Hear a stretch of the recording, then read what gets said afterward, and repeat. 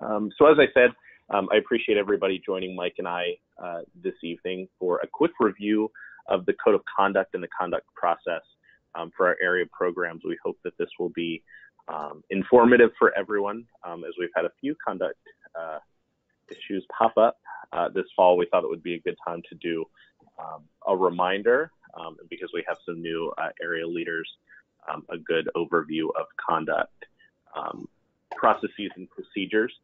We will have time for questions at the end, but as with all of our webinars, if you do have a question as we're going, feel free to type it in the question section, and Mike and I will make sure that we monitor that and answer questions as they come out.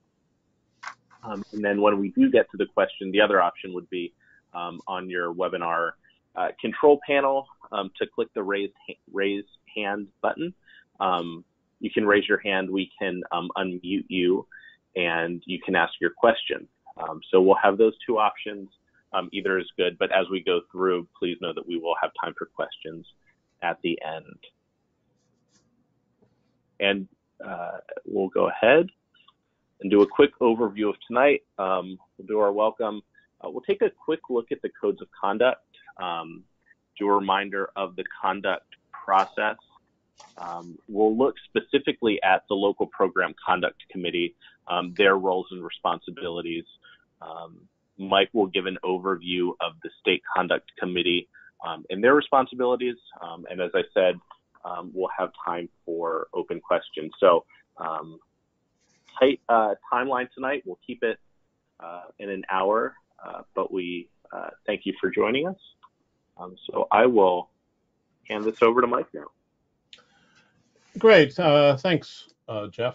Good evening, everyone. Thank you for spending a little bit of time with us this evening. Hopefully you'll find this helpful.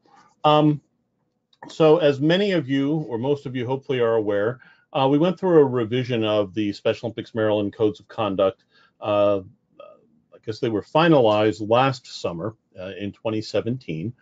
And the whole purpose behind the codes are to clarify what is expected and appropriate behavior, and concurrently what is inappropriate behavior. One of the significant changes that was made was, for the most part, the language in the codes was changed to be in more of an affirmative statement. So instead of I won't do X, I won't do, or athletes or coaches won't do X, they're rephrased into this is how athletes will behave or coaches will behave when interacting, and will treat people with respect, that type of thing. And actually the whole thing boils down to, if you want to get it the most simple and direct way, is treating everybody with appropriate respect and dignity throughout. So Jeff, unless you wanted to do otherwise, I'm not thinking we're going to put up all the different codes. Hopefully you all have them. I think this is more an issue, more a concern around how to utilize them. So when do they apply? They apply, as you can see there in the bullets, basically any time a person is in some capacity participating in a Special Olympics event, attending a Special Olympics event, representing Special Olympics either to an internal Special Olympics audience or to an external audience outside of Special Olympics, and any time that their behavior or their conduct would have an impact on Special Olympics, its athletes, and so on down the line. But one of the key things to keep in mind is what we don't want to have is to turn things into an authoritarian situation. The codes of conduct are there as a tool. They're a good reference point. I recommend handing them out, maybe even reviewing them with athletes, coaches, and such at the beginning of each season, and with family members and such throughout. But they're not a replacement for good judgment, and they should certainly not be, in terms of the disciplinary action that's built into them. They should not be the first thing that you turn to with that. Certainly, they can be the first thing you turn to, or one of the first things in clarifying what's appropriate behavior or activity with an individual. But the first solution should not be, or attempted solution should not be, to move into the sanction or disciplinary component of the codes. That should be something that is further down the line, unless it is some type of an emergency or a really serious infraction, which we'll talk about later. Jeff, can you hit the next slide? So we have codes in place for competitors, athletes, and partners, and in fact, it's the same code now for both of them. For coaches, officials, volunteers, and spectators have the same code, and family members and caregivers. They're located as noted there. The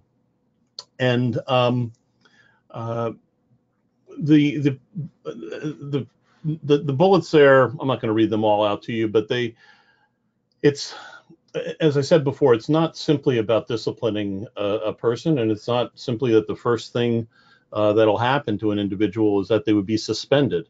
There are all sorts of other steps along the way, including having a conversation with them in terms of what is appropriate, what's not. It's anyone who is acting counter to what's in the code, or the codes, the specific things that are there.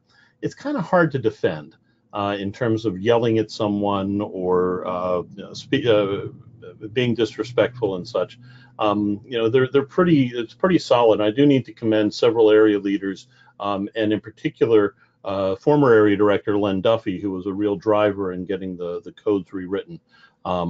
They're designed, in fact, in particular, the family and caregiver codes were designed to empower areas to address some concerns that were there. But it should still be not be looking at it from a standpoint of, we're looking to use it to suspend someone. Again, should take not the place of conversations and such. It's also when you implement the code's procedure, it's not a legal procedure. It's an internal disciplinary review and such. But that said, it really does need to follow the principle of due process in the case of an incident. And what we mean by that is, in its most simplistic terms, I am not an attorney. I don't play one on TV. So if I'm stating this not exactly on the mark, if we have any attorneys on the call, I apologize in advance.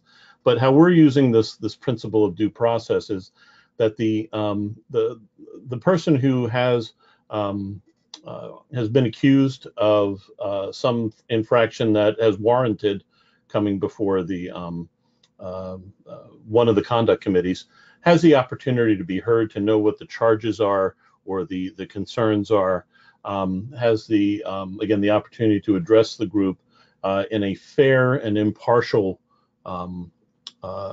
hearing. As is noted there, it seems like the statement there is exactly what I meant it to be. It's not the reverse of what you might seem. It's not that it has to be. It does have to be fair. That's not the only part of it, but it also has to look and appear fair. You may know that you're being fair, or the people on your committee are being fair, but it also has to appear fair to the folks who are being addressed by the committee, and or may learn of its decisions that are made. And so that does mean really looking at conflicts of interest and that type of thing. And even if you know that a certain person can rule objectively, probably if there's any question, look for an alternate on that. And Jeff can talk through that when we get to it. And then one other note there, this came up recently with a situation that we're trying to address, or we are addressing, and will be addressed at the January meeting of the state committee. If you have someone who is just not an appropriate person to be a coach or a volunteer for the program, you don't have to go through the codes of conduct to determine that that person is just not the right fit. This isn't the only route. Again, it's not a substitution. You shouldn't be looking for ways to get rid of somebody if they aren't the right fit. Yeah, that's where you can just sit down and have a conversation, and make it, or talk to the person. I would certainly give them opportunities to improve and address their concerns, but don't immediately jump to the codes as an option just because you don't want someone to be a coach. At the same time, also, just because someone, let's say they file an appeal and the appeal is upheld, it doesn't mean that you have to have them come back in as a coach. That said, you do deal with the repercussions and consequences of your decisions as well. So Jeff, you want to hit the next one? This just summarizes the different groups or entities that are out there that are addressing the codes of conduct, in addition to individuals, which Jeff will touch on in his section. So at competitions, you should have, at your area competitions, an area games rules committee. This is not the sports rules committee, I guess, unless it's a single sport competition. But this is the group that handles appeals, that looks overall, for protests and that type of thing. That also can serve as your games rules committee and can address infractions or issues that occur at that competition. Similarly, at any state competition, the games rules committee at that competition serves and addresses things that occur during the duration of the competition. Then each area should have, and I would strongly recommend that this is a standing committee, but an area conduct committee. And Jeff, again, will go through that in some detail momentarily. But that committee handles things that might occur at practices, at events, or other areas hosted activities. It can also look at taking, I don't think it's noted there, but taking a ruling of the Games Rules Committee and determining whether that needs to be extended beyond that. So the Games Rules Committee, they're typically just dealing with things and a disciplinary action that might occur within the confines of the games. Potentially ejecting someone, having some type of reprimand, having just a conversation with them, so on down the line. But anything that would go beyond that would really not be within the purview of a Games Rules Committee, and that's where the Area Conduct Committee could come into play. The State Conduct Committee is for incidents that, again, happen at state-level events beyond the purview of the Games Rules Committee at a state-level event. It's also for where, I'll use the term jurisdiction, it's still not a legal procedure, but for lack of a better term, where that's unclear. I'll use as an example, there was a recent incident where a County A was hosting an event and an athlete from County B was in attendance and struck an athlete from County A. So it was different counties and such. So the County A, who again is the host, could certainly eject the individual from the other county from that competition. But anything beyond that is kind of in a gray area. And that's where the State Conduct Committee could come into play. It's also the body that, although we have not been doing it recently because there haven't really been many area conduct committee decisions, but we are there to look at the overall implementation. Area conduct committees report up and provide documentation on any kind of a situation that might occur, so we can look at patterns and we can also look at what give guidance when necessary.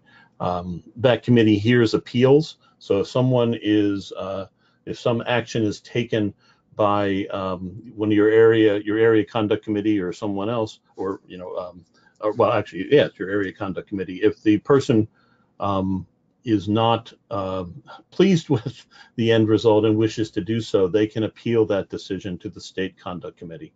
And again, we would hear that appeal and such.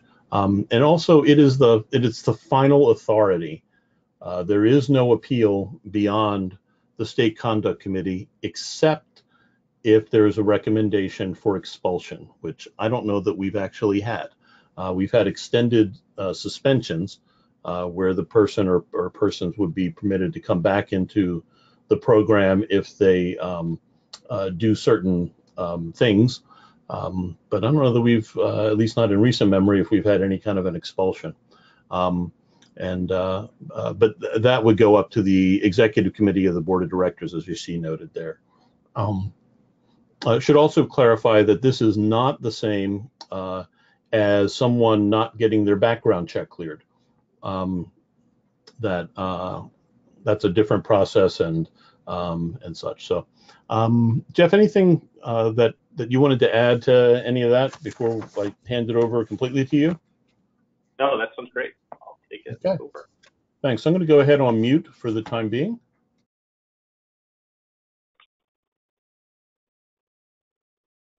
All right. Mike's on mute now. We can talk about. No, just kidding. He can still hear. This slide walks us through the conduct process. And one of the things that I think we really want to hammer home tonight is there is an appropriate process that needs to be followed in order for this to be a fair process for everyone involved. So we start this with an incident. It can be minor, it can be major, but the important thing is after an incident happens, there should be some type of reporting and witness statements. One documented incident does not automatically mean that it will go to the conduct committee of the area. That's determined by the area leadership. But the whole idea is as negative behavior or questionable behavior that goes against the code of conduct occurs, we want to start a paper trail. And that paper trail is something that's filed and really can span sports seasons and span years. What we want to identify is when something is an incident versus something is a trend, okay? When it's determined that, you know what, this behavior can't happen anymore, we've tried talking to the individual, we've tried correcting the behavior on the spot, and it's not working, that's when we notify, the area program notifies the individual that there will be a conduct meeting, okay? We'll go through what has to happen there, what that notification looks like, but that notification happens in writing, and then the conduct committee meeting happens. At that conduct committee, again, we will talk about in detail what goes on, what we look for in those meetings, how notes are kept, but there's an outcome that's sent to that individual to say, after listening to your statements, the statements of others, the conduct committee has determined these sanctions, if any. After that outcome meeting, or after that outcome notification is sent at the area level, that individual has the opportunity to appeal, and that's why that's in a different color. So if they choose to appeal to the state conduct committee, the state conduct committee then meets and sends a final outcome. So the things that we want to hammer home here is reporting and keeping that paper trail going on as soon as incidents happen. And then there's two distinct sections. There's what the state does, and the local program does, that's what's in red, and what the state does, that is in blue. And again, it's all about identifying trends as they are happening.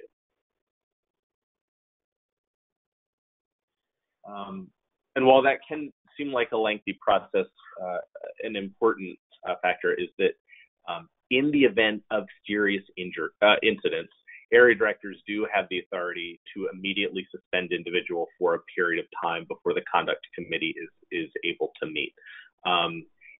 In these situations, the individual in the state office must be notified in writing. An incident report should be filed. This incident should be heard at the next conduct committee meeting. An additional outcome letter should be sent, either upholding the current suspension or adding additional requirements with the opportunity to appeal to the state conduct committee. So this is, I think we get to it in the next slide, but in the case of very serious incidents or immediate disciplinary action. So that can happen by the area or county director designate a staff member from Special Olympics Maryland, or as Mike mentioned, our Games Rules Committee, the event or games director. So things that would qualify for immediate disciplinary action would be illegal activity, major behavior problems, including violent acts, harassment, anything that causes harm to him or herself or others, use of illegal substances or abuse. If the situation is not covered by one of the above, then immediate disciplinary action would generally not be appropriate. Again, this is for extreme cases. If it's not covered under abuse, alcohol, or illegal substances, violent behavior issues, or other illegal activity. But certainly, Mike or I can be a sounding board should something come up like that. Incident reports. One of the things that we see a lot are incident reports used for medical incidents. Regardless of how small they are, it's really important that we're documenting those Band-Aids and ice packs. But it's also important that we're documenting behavior. And you can use the same report, or you can, do one separately. But documentation is very important when incidents occur, and it really helps the conduct committee, both local and state, gain better perspective in order to make a fair decision. I think that in my experience working with area leaders, I've heard a few times after an incident happens, the people will say, "Oh, and other things happened before that," but there's no documentation that other things have happened. So it's really tough to then go back and get that paperwork together. That's why I'm encouraging everybody, document things are coming up. You want to make sure that those documents include the names and roles of those involved, the names of any witnesses that were there, a sequential description of events, and any ways in which the situation / behavior tried to be remedied on site. So we tried this, and this. That didn't seem to work. So we tried this, and this. Even if the situation seems to resolve itself, and there's no intent to take an incident to the conduct committee, like I said, it's still helpful to have that documentation just in case behavior repeats itself, and identifying whether it's an isolated incident or a trend. This can span sports seasons and years.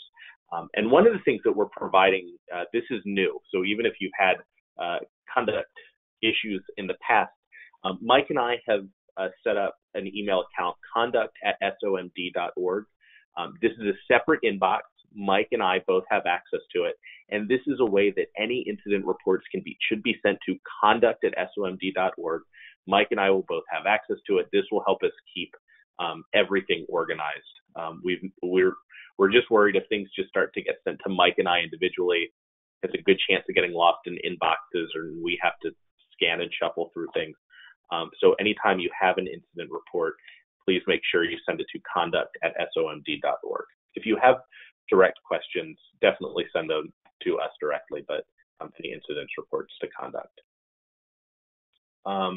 So in the event of an incident that goes to the conduct committee, you need to have one established, and we recommend having that established before you need it.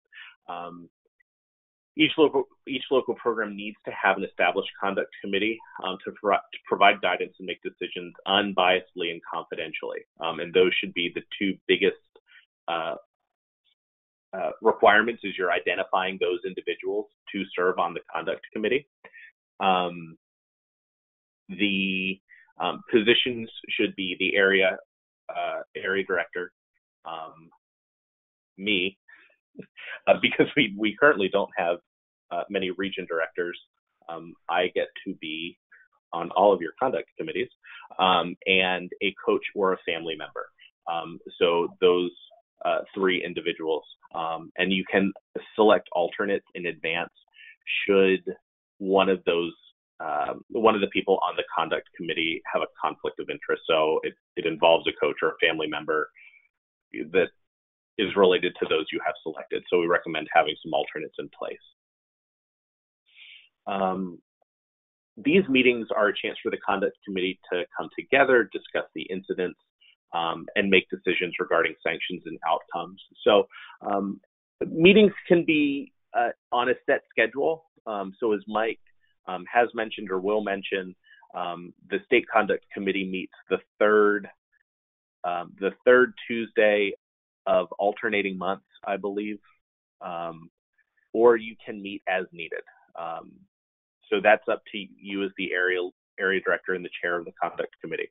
The location is really important, and although I know a lot of area meetings take place in people's homes, and it's very generous that you do open your homes to your management teams, it's strongly discouraged that you use someone's home for a conduct committee meeting, just because we need to ensure it's a neutral location, free of distractions, and especially when individuals are invited to address the committee, a more neutral location such as a library or other community meeting space would be much more ideal. Jeff, please, go ahead. If I could just chime in for a moment. This is backing up to the standing or set time. I really strongly advise, as a learning from the state committee, I advise that areas do consider that. We ran into the issue of every time an incident occurred, we had to try and schedule a meeting, which can be when you've got, the state committee is 5 people, but even with 3 people in the area conduct committee, scheduling a meeting and building it around when folks can address the issue can just become a significant hassle, quite frankly, and it takes a while to do that. So what we've done again is we've set a standing time, day and time. We're going with alternate months now, and if there's no issue, I think it's at least 2 weeks out, we cancel the meeting. But at least we've got that set time, and then also we can tell the person this is when you can address the situation with the conduct committee as opposed to leaving them hanging out. So again, I just strongly, it's a learning. We didn't do it initially. I've been the chair of the state conduct committee for about 3 years now, and we went with the schedule it as we go, and we're pretty happy with the setup we've got now. We're just moving into it, but learn from our pain if you could. So that's all. Thanks, Mike. That's really helpful. And okay, so at these conduct committees that will preferably be on a set schedule, notes must be taken by an individual. So you decide who in advance is going to keep notes on the committee and kept on file by the area director. They should also be submitted to conduct@somd.org within 15 days of conduct committee meetings. That way we have what we need on file should there be an appeal, and Mike needs to see that. Even though I will be a part of those meetings, it's important that we follow this step to make sure that the official notes of the meeting are filed with the state office.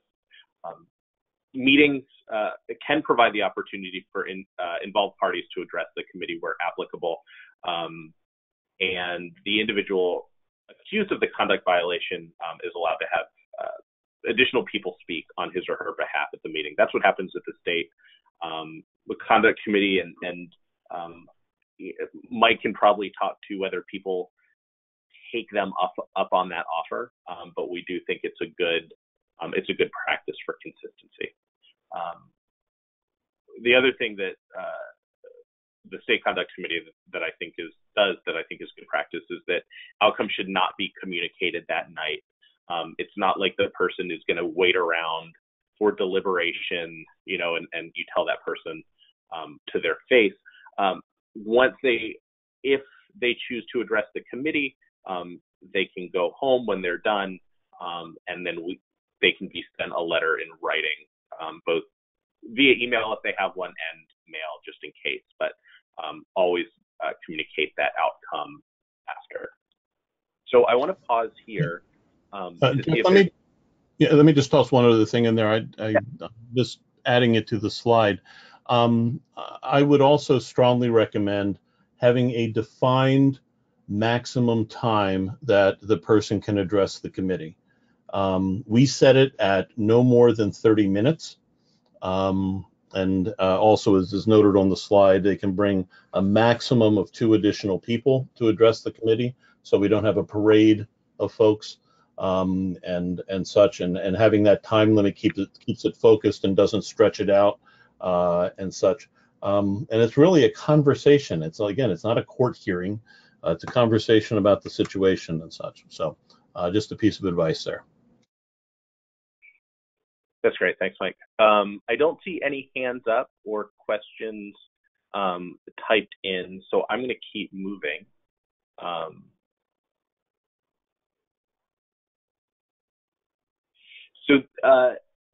These next slides refer to the local program rules committee. So this is, as Mike alluded to, at an event or area games as they come up, and it's really important that we have these as well for any issues that do occur.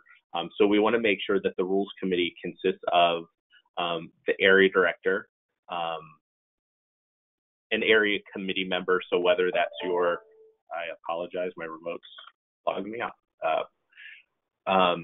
Your volunteer coordinator, your assistant area director, sport director, whoever, a coach of an athlete or unified partner competing in the games, and then an alternate from a different program in the event that the infraction involves an athlete where the coach is coaching. So we want to make sure that those are set up, and it's best to establish those before the games begin. We publish those in our event guides that are distributed before state games.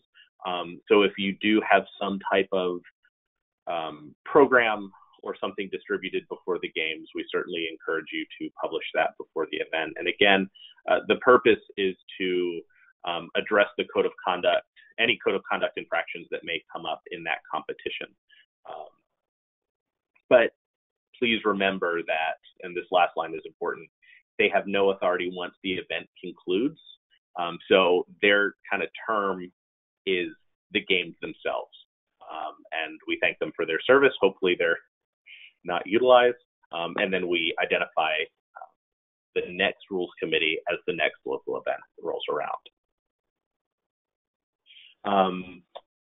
So again, this essentially summarizes what Mike has already said, but they're looking for event day rules infractions, code of conduct infractions, and report and make decisions on anything. They should also submit a written report summarizing any infractions during the event to the area director and conduct at SOMD.org within 15 days after the event is over. So again, Mike talked about that, but this is really just to make sure that code of conduct violations at our events at the local level are taken care of. So these next few slides, full disclosure. So I worked in student conduct at universities. One of my jobs at the university was doing student code of conduct. And these are practices that we had working with students, and I think that they are, they're really helpful. And as Mike mentioned before, the code of conduct isn't there just to suspend people, but I think that we have some opportunities here to be educational and restorative, especially when we're working with athletes, to not just correct behavior and remedy behavior, but to make sure that there's some learning outcomes related to the sanctions that we apply. So these can be applied in any combination. So the three major types that we look at, one is punitive. So that seeks to end negative behavior in situations through removal or punishment. There's restorative, which seeks to remedy negative behavior in situations through positive action. And then there's educational, which really looks to impact future behavior by engaging in education related to the incident or behavior. So looking at this, I wanted to provide an example of what this might look like in a situation. Say, for example, during a competition, an athlete repeatedly taunts and trash talks players of the opposing team. Even after the coaches try to remedy the situation, the unsportsmanlike conduct continues to happen, practice after practice, qualifier after qualifier. So a punitive sanction related to this would be the athlete would be suspended for a set period of time and not be allowed to compete. So quote unquote benched. A restorative sanction would be that the athlete will provide both written and verbal apologies to other teams, officials, teammates, and coaches, so that they're recognizing that they did the wrong thing, and they're doing the right thing by apologizing. And then the educational piece would be that the athlete prepares a short, quote unquote, speech, it doesn't have to be long, on why sportsmanship is important, and presents that to the coaches or other team members. So again, just a quick example of how punitive, restorative, and educational sanctions might come into play at the local level. I think, especially when working with athletes, adding some restorative and educational pieces are going to be really important. And as I pointed out before, they can be in combination. It kind of, sometimes it takes those punitive sanctions of you're benched or you're suspended and adds an educational component to it, to correct future behavior when that athlete does come back to competition, reentry, if you want to call it that. And again, to reiterate what Mike said, the only committee that can permanently expel someone from Special Olympics Maryland is the executive committee of the board. Any other suspension from local or state conduct committee is temporary and should have clear terms set to it. Great. So once the conduct committee has come together and has determined the outcome and sanctions, whether they be punitive, restorative, or educational, or any combination, we need to notify the individual in writing. Again, both if they have an email that we can use, an email as well as a letter in the mail. So we want to make sure we include the date of the incident, the date of the meeting, quote the sections of the code of conduct that were violated. That way it's always referring back to, here's the standards of participation, of being a family member, of being a volunteer in Special Olympics Maryland, and here's where you fell short. Make sure you put any sanctions in writing, including the term of those sanctions. So if it's a 15-month suspension, or if they have to, write a letter of apology within 10 days and where to submit that, make sure that's in writing. And then the last piece is how to appeal. And that's pretty standard language of a written appeal to conduct at SOMD.org within 15 days of receiving the letter. One of the things that, as I was putting this together, I'm going to create a sanction letter template so that area leaders, and all you need to do is kind of type in the date of the incident, the date of the meeting, the code of conduct pieces that were violated, and then write in the sanctions. That way, there's kind of a standard format. The appeal language stays the same. The tone of the letter is consistent between individuals. So we'll make sure that gets sent out. But those are what we're looking for with any outcome letters sent to individuals who have broken the code of conduct. And now, before we turn it over to Mike, I did want to just stop for any questions. I do see one. Yeah, Jeff, Bob is asking the maximum amount of time the local program can suspend an athlete. So no, 15 years, if you're thinking. Forever, Mike. Awesome. That's a really good question, Bob. There's nothing in writing that specifies that. I would say no more than 2 years. The thing is, anyway, if you're going to go any longer than that, they're going to appeal. So that said, when we get to the next slide, or the slide that's showing right now, there's certainly some steps that would take, and that we've done before someone can come back into the program. So I'll address that in a moment. It looks like that's the only question. Okay. Take it away. Thank you. Okay. So the State Conduct Committee, again, there's as stated in the conduct policy, and I should also say that while we did edit and adjust the codes of conduct with the change that came into effect last summer, summer of 2017, that is.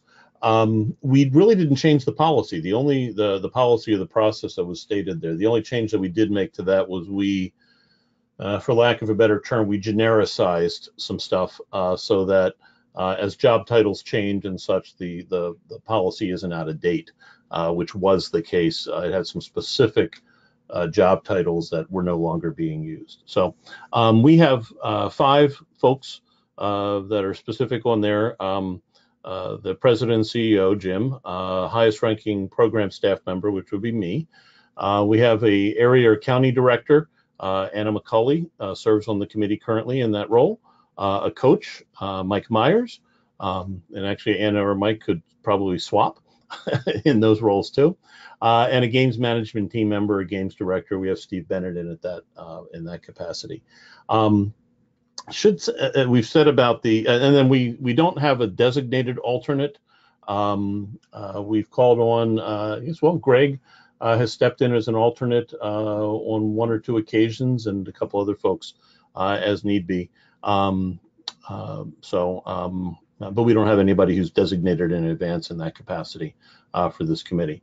Again, we have the standing time that's there.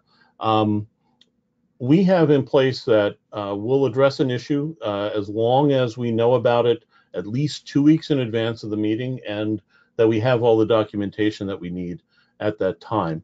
What we have done, and it's your call on this, whether you want to apply it at your area level, is we have the set time. This is when the committee's meeting. We're not, I don't want to sound obnoxious, but we're not trying to accommodate the schedule of the person who wishes to be heard.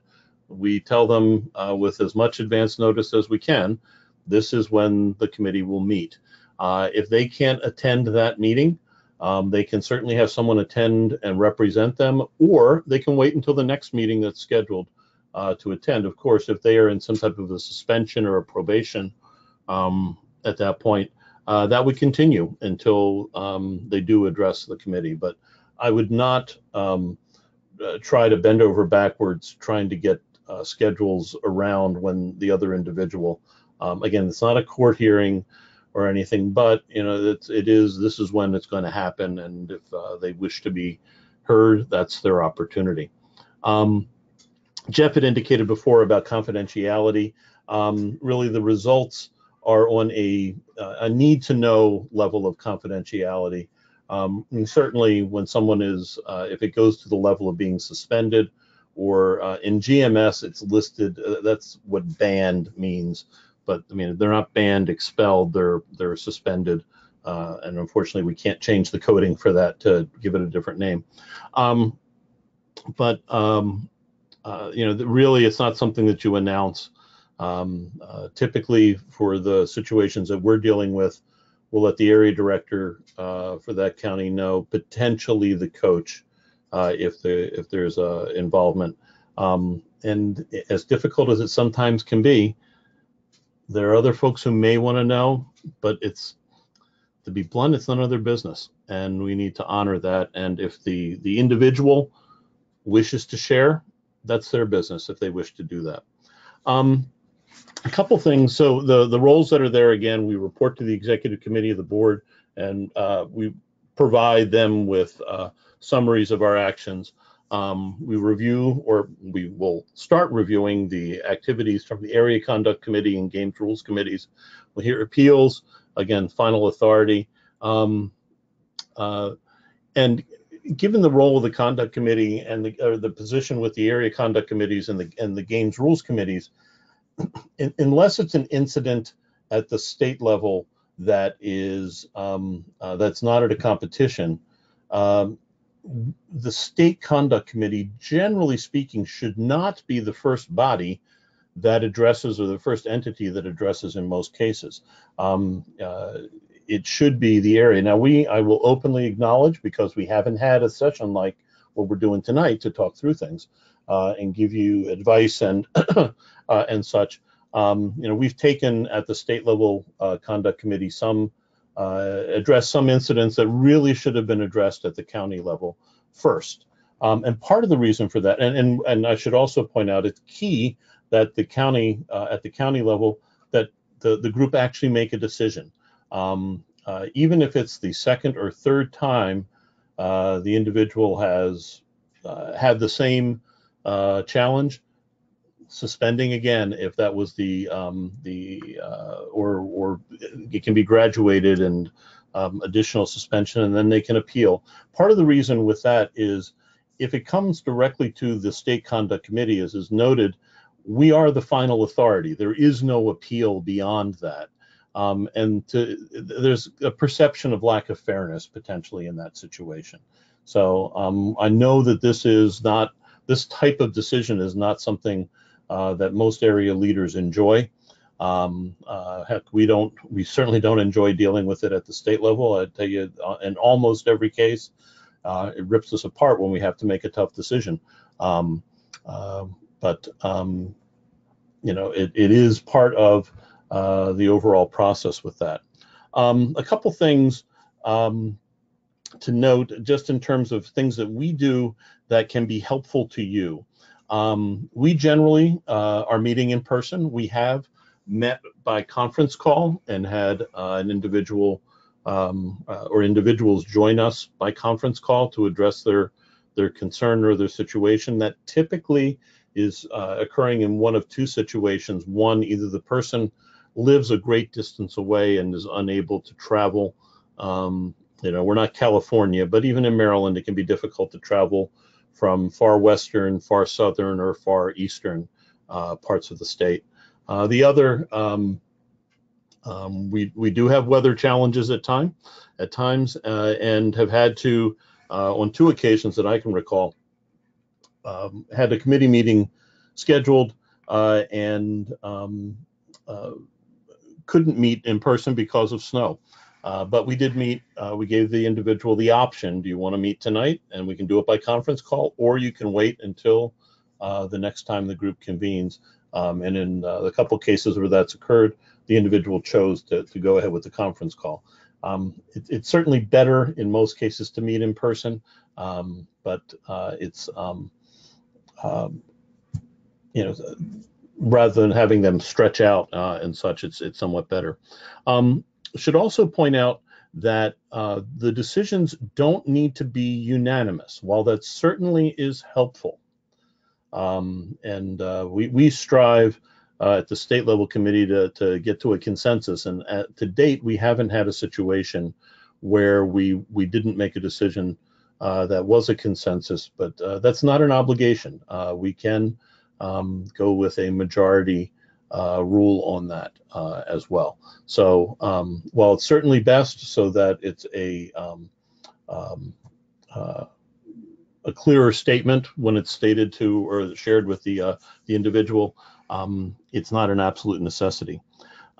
If you are in a situation where there's more than one party involved, such as if there was a fight between two individuals or more, it is, again, this is not a court hearing. It's not person A against person B. If both decide that they want to address the committee, don't have them there at the same time. And I would stagger a buffer or stagger a time 15, 20 minutes between. I would even try to arrange to have a volunteer or somebody there to sit with the individual who maybe is waiting to go in. Just to be safe, but also there's also some courtesy there as well. Let's see. And as Jeff indicated, we strongly recommend not doing this in a person's home for all sorts of reasons, many of which he listed there. For those areas that are within reasonable distance of Special Olympics Maryland headquarters, we certainly can host you there, given notice and that there's nothing else scheduled for the room. We have a couple conference rooms that could work quite well for that. One of the things that when we're making decisions, as tough as it sometimes it can be, is to use sort of the standard of in making a decision of what if this hit. This is going to date me. Hit the front page of the newspaper. So I guess if it hit the front page of social media, When you're making the decision, can you defend it?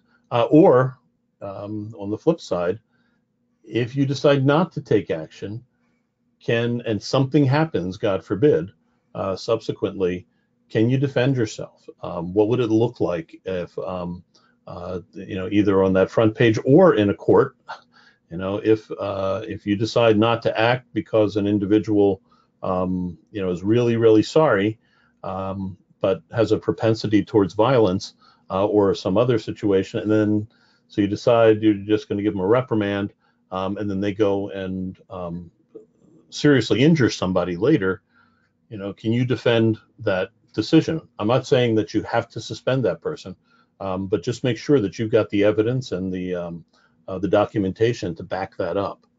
And then one other thing, which Jeff also alluded to there, but to just talk it through again, there's all sorts of levels or gradations of discipline and sanction. The most common ones that folks talk about are a probation or a suspension. With a probation, that's where the individual is continuing with the program in some capacity. It's essential that when given the letter or the notice that the person is on probation, that the terms of that probation are very clearly spelled out, so that there is no question as to what is and what is not permitted, and what your expectations are with that.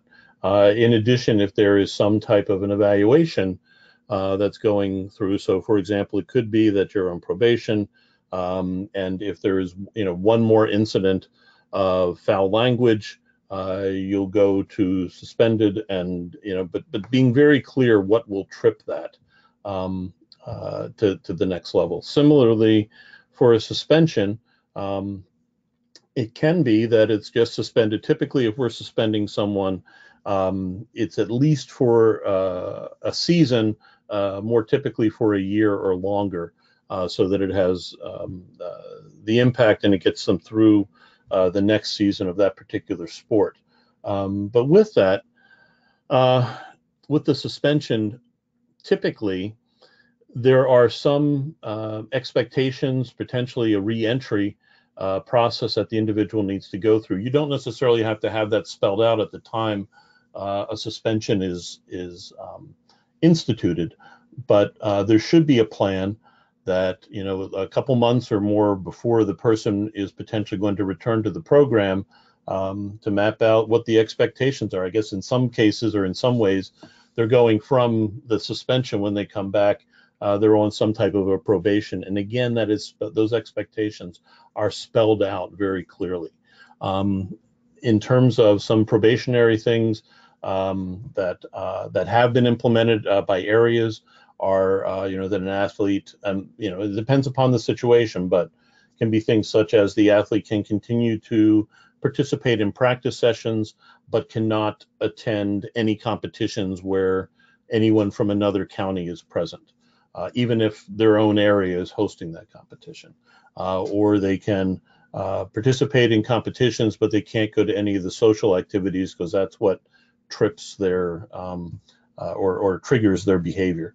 So, it could be any of a number of things, and that's where having Jeff on any of the committees that might be meeting on an incident, he's quite good at that, and can give you some advice in terms of what's best. And then again, you need to document it and keep in mind to be very clear in the documentation and what the expectations are, because it is quite possible that someone other than you may be the person who's handling that person re-entering into the program, or handling the probation. It may be that you have decided to move on to another role within Special Olympics, or have relocated or whatever, and need to have that kind of clearly defined. So hopefully that's helpful. I guess, I'm not sure if there's any questions. I don't see any. We got Greg's hands up. Greg, I'm going to open up your line. Greg, we should be able to hear you now.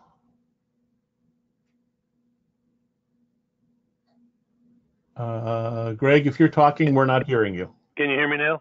Now we can, yes, Mr. All right. Verizon. Just a quick question. Would it be prudent to have athlete representation on the committee Um, as a peer? yeah, good question. I would have to say at this point the answer is no. Okay. And the reason being is that the policy, which is voted on and approved by the board, specifies exactly who needs to be on that committee. Now, if it's a games rules committee, absolutely, we have athletes on games rules committees as well. That is certainly something that we can address, in some type of a further review of it. I mean, I like the idea.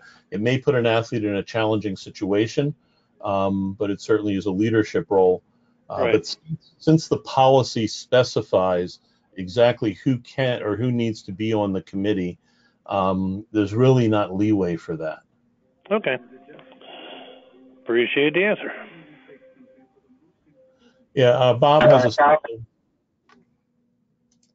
I'm sorry, who was saying? Bob Baker made the comment that they have an athlete rep on their conduct committee. Yeah, if it is actually a conduct committee, because the policy specifies who should be on there or who needs to be on it, and unless that, I mean, I guess if that athlete happens to be a coach as well, and we know that several athletes are in a coaching role, they could fill the role of a coach. But otherwise, we do need to follow what's specified in the policy. That's what makes it a policy as opposed to a process or a procedure or any of a number of things.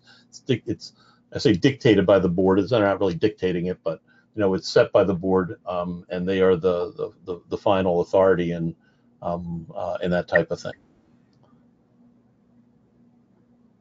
So, Jeff, any input from you on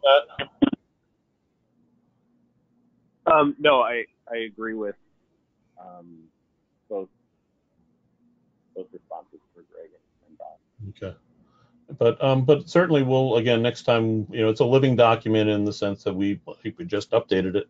That's certainly something that we can look at for the future. Yeah, and maybe perhaps something we take to either Athlete Congress or Athlete Input Council. Certainly. To see what they might think, which would then could recommend a change to the board. Might be a good next step there. Right.